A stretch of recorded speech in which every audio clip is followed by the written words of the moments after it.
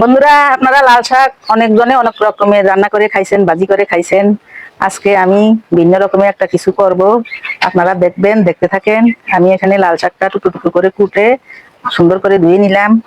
এখানে আমি ছোট ছোট দুটো আলু কুচি কুচি করে কেটে দিয়ে দিলাম।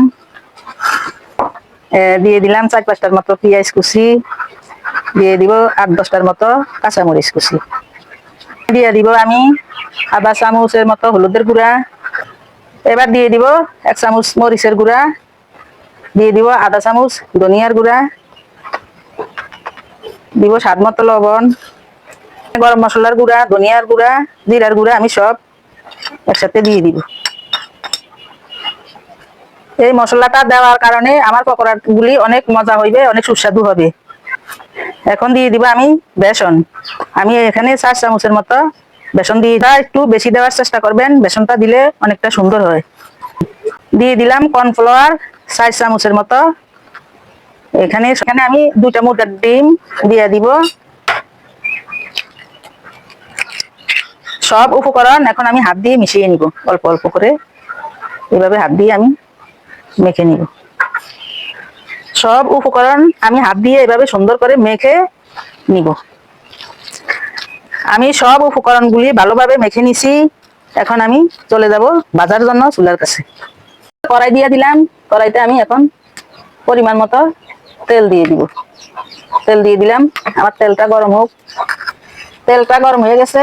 এখানে আমি একটা একটা করে শেপ করে সুন্দর করে পকোড়াগুলি দিয়ে দিব।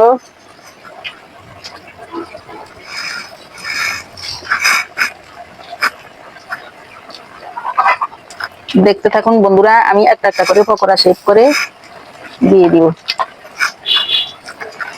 আমার বাচ্চারা এই পকোড়াটা খাইতে অনেক পছন্দ করে। বিকালের নাস্তায় আপনারা এইভাবে বানিয়ে আপনাদের বাচ্চাদেরকে দিতে পারেন, অনেক মজা খেতে।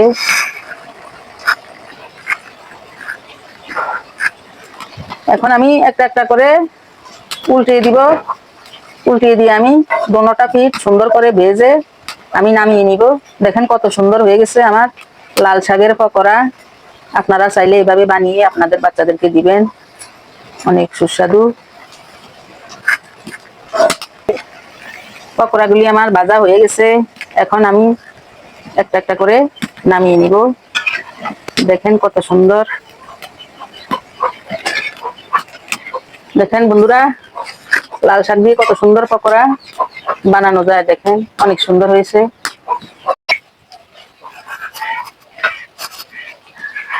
একে একে আমি সবগুলো পকোড়া আমি ভেজে নিলাম। এখন আমি তুলে নিব। এখন আমি তুলে নিব। সবগুলো আমার ভাজা হয়ে গেছে। হ্যালো বন্ধুরা, দেখেন লাল শাক দিয়ে কত সুন্দর আমি পকোড়া বানিয়ে নিলাম। মজা, অনেক সুন্দর, দেখতে অনেক সুন্দর হয়েছে।